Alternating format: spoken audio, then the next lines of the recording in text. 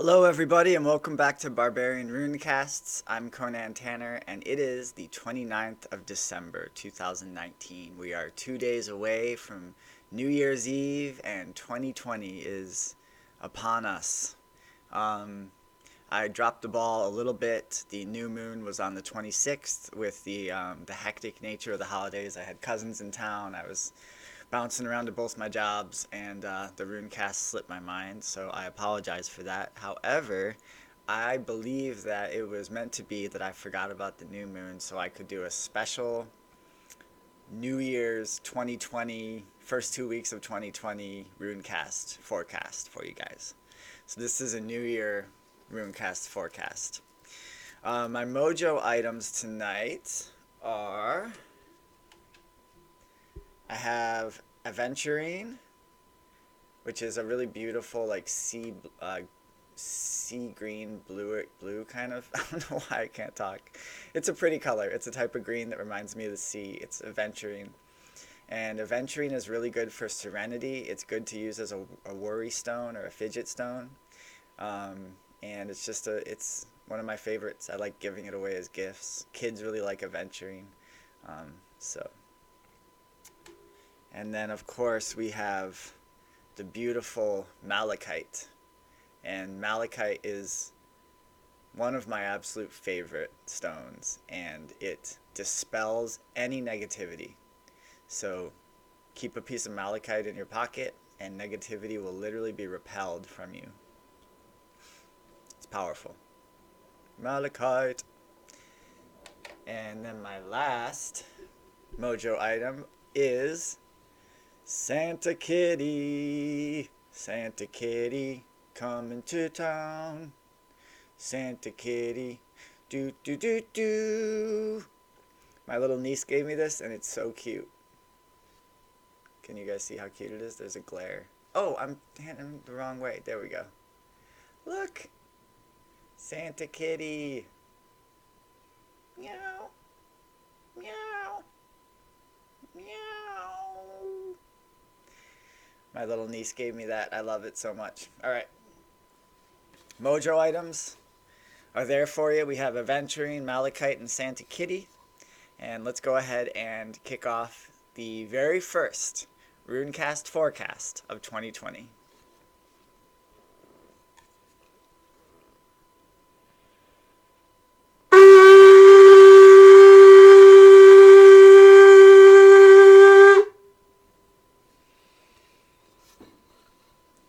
Thank you, Graybeard, for being with us, for guiding us the first 2 weeks of 2020.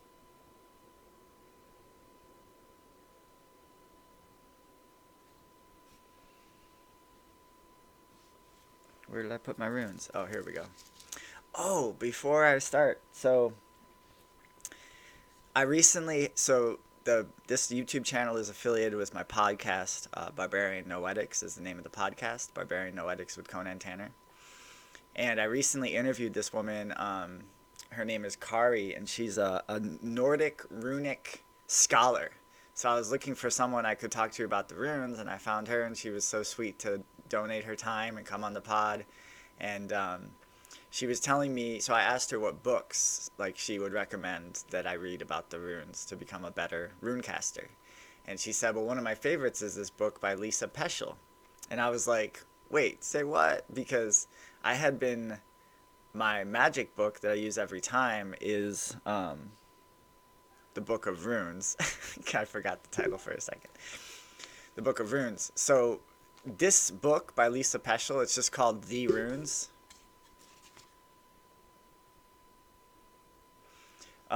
This book had been like squirreled away in my bookshelf in my other room. I had forgotten that I owned this book. I forgot about when I saw it. I think I saw it at the thrift store and I picked it up, and I was like, this is when I just kind of had a passing interest in the runes, whatever. This book's made it through like 3 moves, so I keep moving it with me whenever I go to a new place. But it's been hidden away on my, like, behind other books on my bookshelf. Literally the evening before the interview with Kari, I go into the back room and the books have spilled out on the floor, and there's no reason why they should be spilled out on the floor, because they've been, well, they haven't spilled out on the floor for literally 3 years, so that's one thing. And then the other thing is they're not at an angle or anything. They're leaned up on a bookshelf. So I actually got freaked out, and I was like, has someone been in my apartment? Like, why are these books strewn on the floor? It's weird. And then I saw the very first book that was like sitting up right at the top of the pile was this book. And I was like, oh, I see. So this is obviously a really important book for me to read. And I wanted to share one passage with you, all because I think this is this is a really good reminder for any sort of oracle. Any oracle system that you're using, I think this is a really good reminder to stay grounded in that system. So once the runic interpretations are learned, they can be utilized through magic and divination, stimulating your individual imagination and helping you perceive your relationship to the world around you in a different way, thus enabling you to affect changes in the future. Now this is the important part. However, the runes should never be allowed to entirely dictate your actions. Their purpose is to be a tool for discovering your magical identity, as well as your personal creative archetypal symbols, so that you can draw within to find the solutions to your dilemmas. The ability to determine the future lies not with the symbols themselves, but in the mind that uses them. The runes are there to guide you through your problems. Excuse me. The runes are there to guide you through your problems by showing you what is likely to happen, giving you variables, and suggesting how you should behave if the event comes to pass. Like an astrological chart, a runecast is a map of something that is likely to happen given your orientation in the world at the time of the inquiry. It is not, however, an absolute. There is no reason why you should resign yourself to disaster every time your runecast indicates a problem. Sure, you could be fatalist and make funeral arrangements because a reading indicated the high probability of an accident on your next big road trip, but you could also say, aha, take charge, examine the variables and find the solution. If it really looks that bad, you could always postpone the trip until the next convenient time. Knowledge is power. Don't automatically resign yourself to fate. Using your runic foresight, grab hold of fate and wrestle it onto the path that you desire. I'm going to reread that last sentence because it's powerful. Using your runic foresight, grab hold of fate and wrestle it onto the path that you desire. Boom, I couldn't have possibly put it better myself. So while occasionally Lisa Peschel also has interpretations of the runes, her own interpretations. So I'm going to read those from time to time as well, as well as the Book of Runes. And remember, I feel like I say this every time, and also Lisa Peschel just kind of wrote it, but the words are secondary to your own thoughts and feelings as you're hearing the words. So even the phonetics of the words, everything, pay attention to how everything is making you feel. That's the real information, that's shining the light in the darkness of your psyche, figuring out what's what, so you can grab hold of your fate and wrestle it onto the path that you desire. Let's go ahead and pull this rune. I'm just going to do a one rune cast today. Straight and to the point.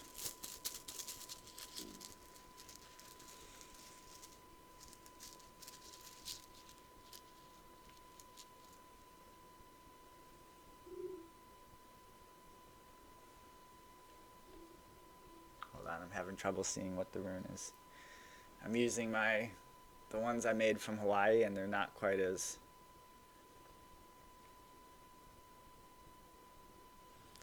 Alright, so we drew the rune of the self, and we drew it halfway between upward and reversed. So this is how we drew the rune.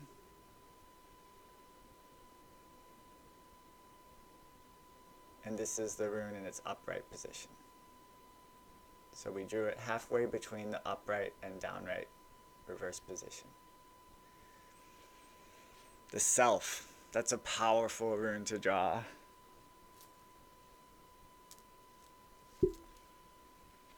Let's read what Lisa Peschel has to say about it. Just please excuse me because I haven't bookmarked all the pages yet. So I just need to flip through and find it real quick. Ah, that was easy. All right. So Mannaz. Mannaz is the rune of the self. So this is the Runecast forecast, getting a pulse of the collective vibe and psyche and an idea of how best to navigate the first moon cycle of 2020. So between the new moon that was a couple days ago to the first full moon of 2020, which, I'm sorry, I didn't look up the exact date, but this is it, baby. Runecast forecast, first moon cycle of 2020. Mannaz is the rune of humankind. Hold on, I'm going to grab my light real quick. I hope this doesn't blind you guys. It is a rune of interdependence, and you can expect to receive some sort of aid or cooperation regarding the problem at hand. This aid could very well come in the form of good advice, and as with Ansu's, this advice will be totally honest and unbiased. Sometimes this rune appears in reference to the individual in the reading. In this case, it can indicate that you may be becoming too caught up in the problem to be effective in solving it. Interesting. In conjunction with negative runes, it shows that you have blown it all out of proportion. We only did a one rune forecast, so. This is the time to seek out that good advice mentioned earlier and try to adopt a more positive, progressive attitude. That's great advice for the beginning of 2020. This rune may signal a time when you need to take special care to remain modest. Now may not be the time to take credit for any accomplishments. Examine your situations at present, look to the runes, and be aware. So that was Mannaz, the self, in its upright position, now in the reverse position, and we were halfway between the two when we pulled it. Reversed. This rune indicates that you can expect no help in your predicament from any fellow human for the duration of your reading. Chances are good that you will run into all kinds of subversions and obstructions of your plans at this time. Sometimes your adversary is an individual, but more often it is a group of people who see fit to interfere in your business. In this case, the runes around Mannaz will show you how to deal with them. We didn't pull any runes around Mannaz, but the runes that we're pulling around Mannaz are your feelings and intuitions as you hear these words. I'm an English major, I swear. And it's interesting that in the upright, it's the rune of interdependence, so cooperation. And then reversed, it's the rune of expect no help and perhaps even some subversions by some sort of group of individual or group of people. And there is, not to be too super heavy right now, but there is a battle for the soul of the psyche, of the collective psyche. And I don't even know if battle is the best word for it. It's just the only one I can think of right now. But there's a wrestling match, you could say. And, the new year is always an important time to set your vibe and set your direction for the coming year. And so, we do live in like this post-capitalist society where fear is used as a tactic by marketers and by our government to kind of keep us obedient and meek and to keep us shopping and all that stuff. So there will be two conflicting basically focus. My vibe on this is to focus really hard on listening to the people around you, obviously that you trust, hearing advice, spending it with connecting with human beings. I think that's really important. And don't allow external media situations or any events or stuff like that to dissuade you or distract you from connecting with the people in your life, your loved ones. Cultivate your own garden, as Voltaire said.